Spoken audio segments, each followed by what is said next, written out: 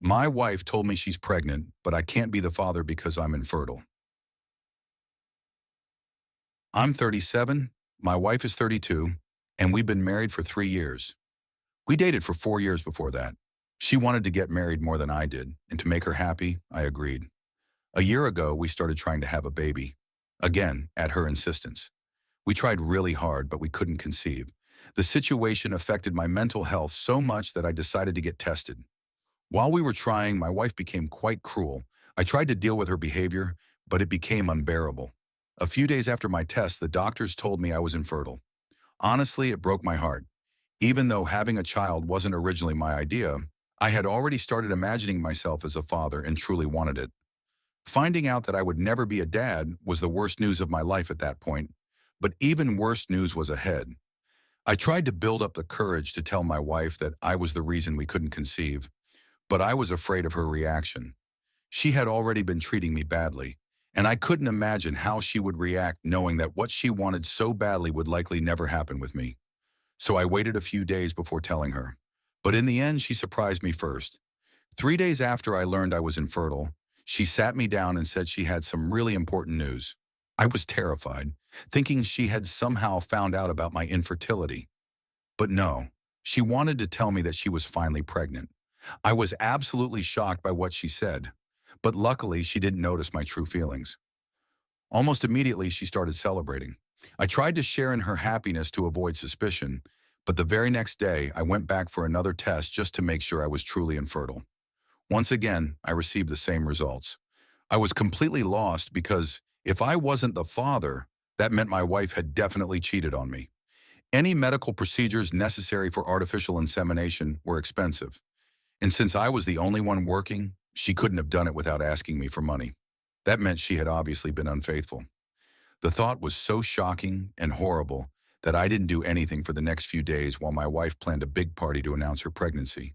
She seemed truly happy while I was devastated inside. But I couldn't show it because I needed to get to the bottom of this.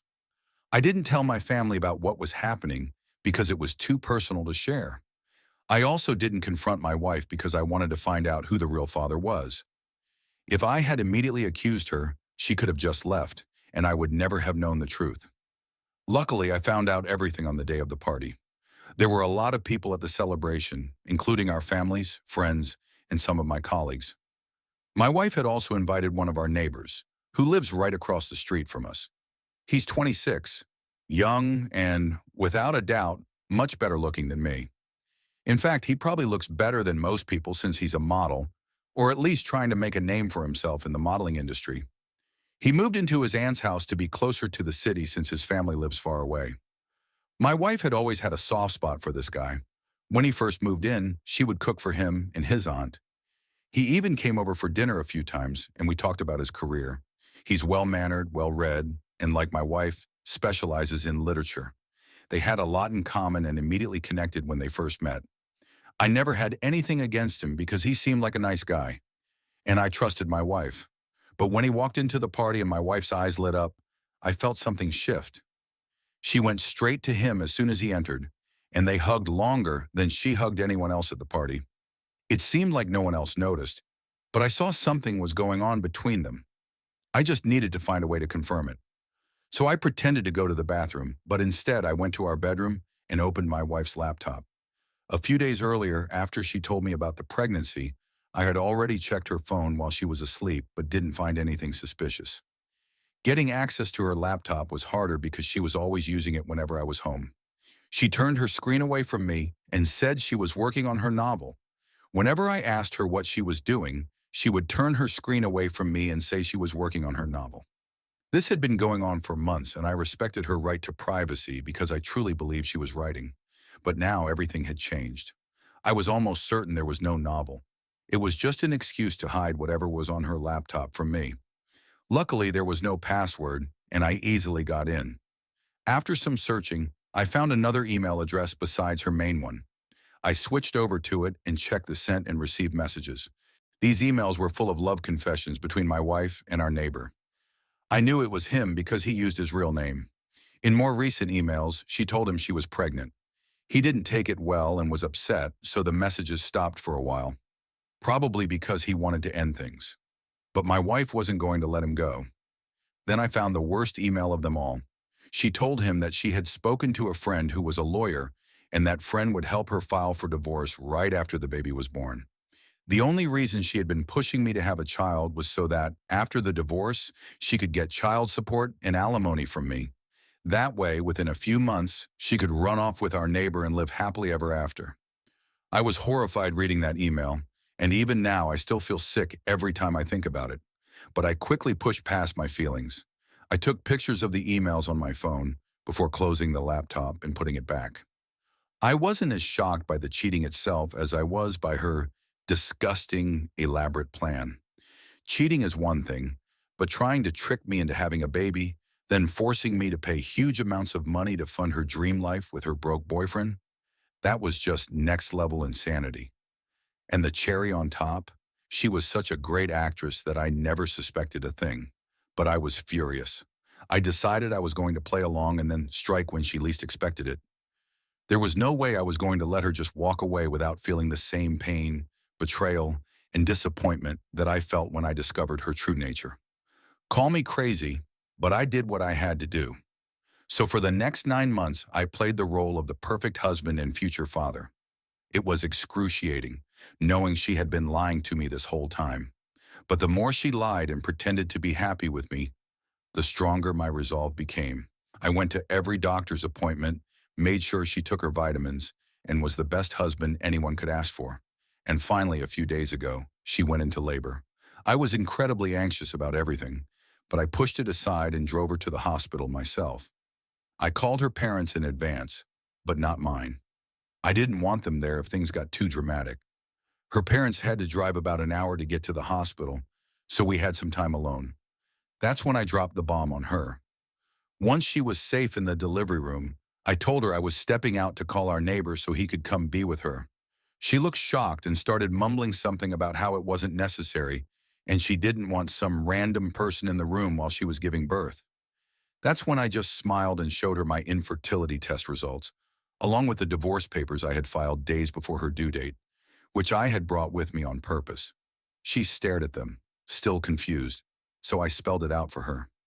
Even if I wanted to, I could never have gotten her pregnant, so the baby wasn't mine.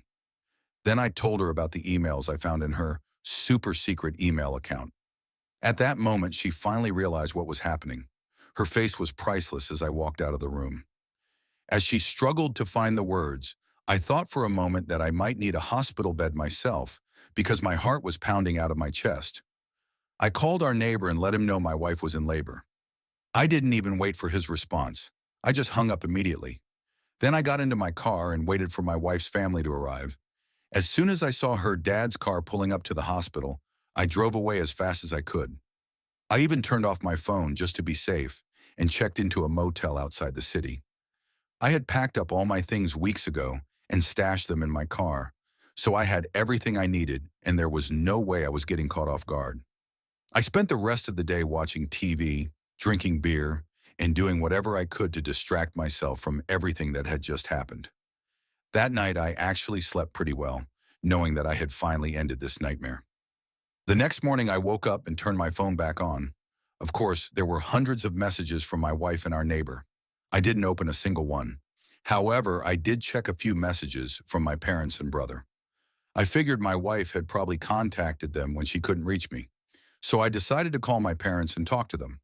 I told them I'd come home in a while and even asked if my brother could be there so I could explain the situation to all of them. After all, they deserved an explanation. When I arrived at my parents' house, my brother was already there. They all looked a little confused and slightly annoyed, which was completely understandable.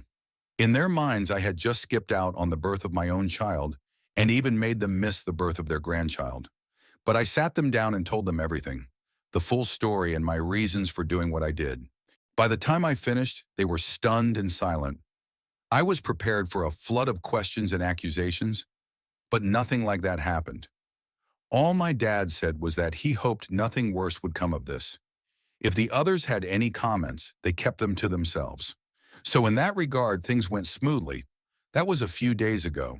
So far, my family hasn't really said much. My wife, on the other hand, has done everything she can to blame me for ruining her first-time motherhood experience.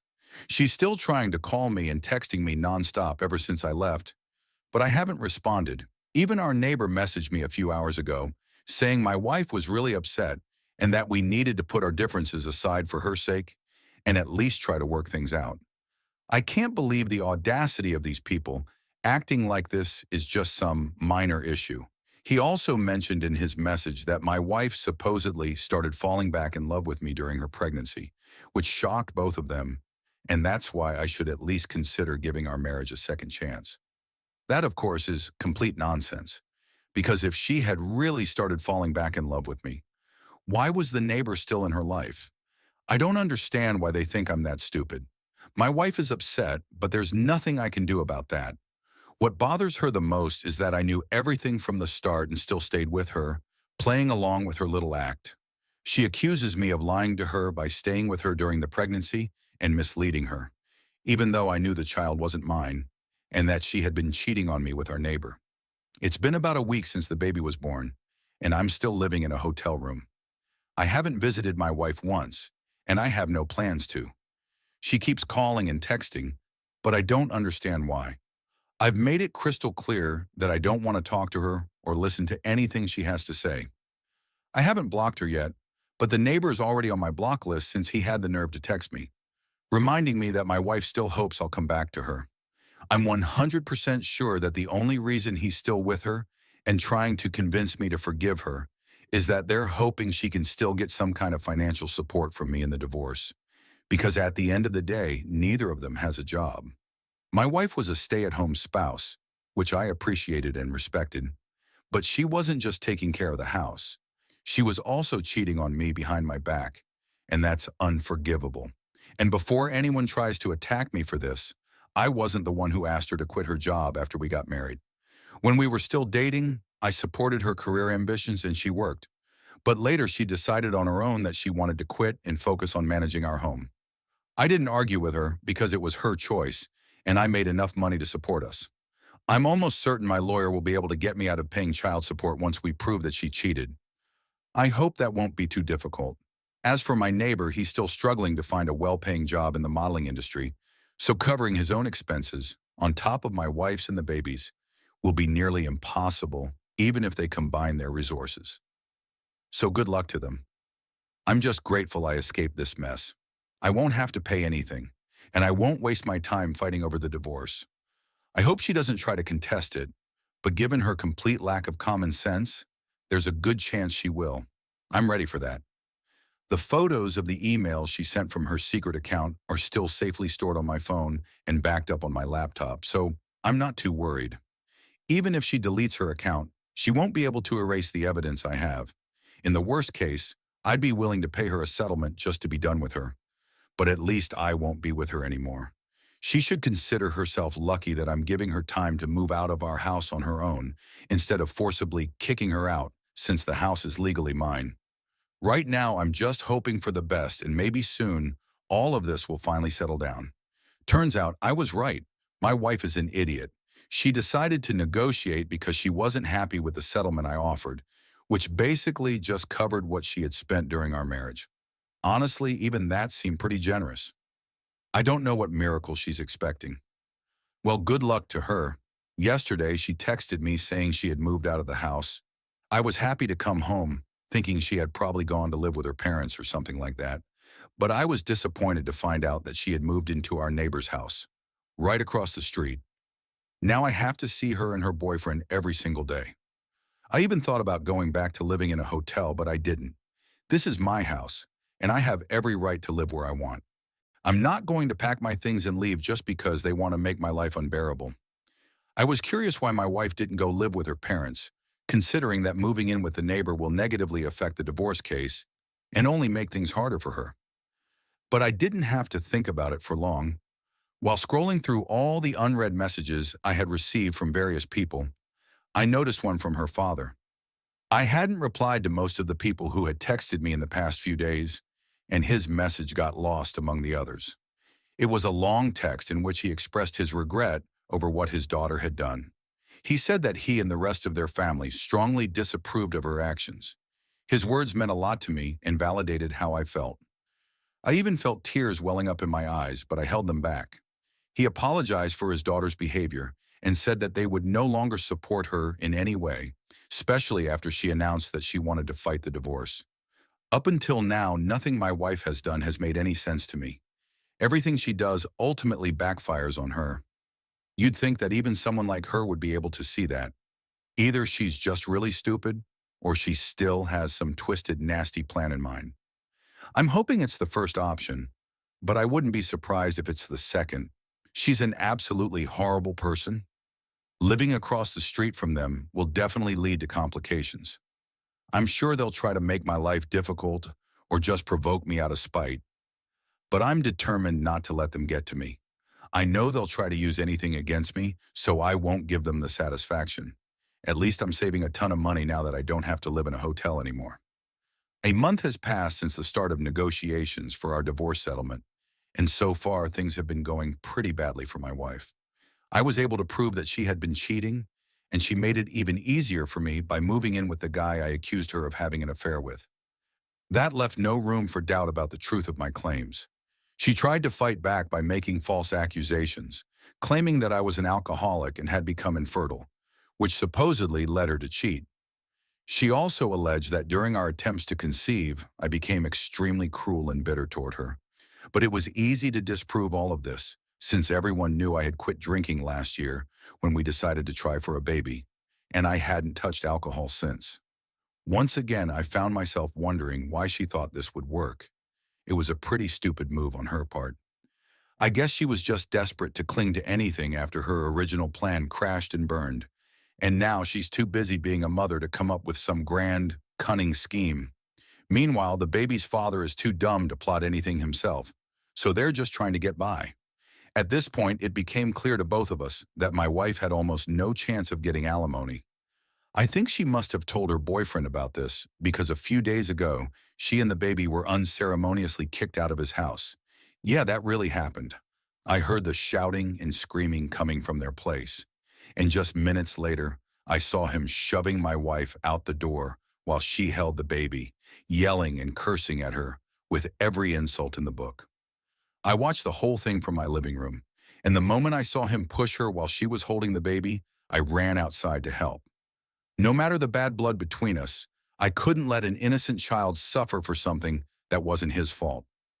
By the time I got to their doorstep, the door had already been slammed shut. My wife stood there in tears, clutching our son. I took the baby from her and grabbed her hand to lead them back to my house across the street. Then I called her father and asked him to come pick her up.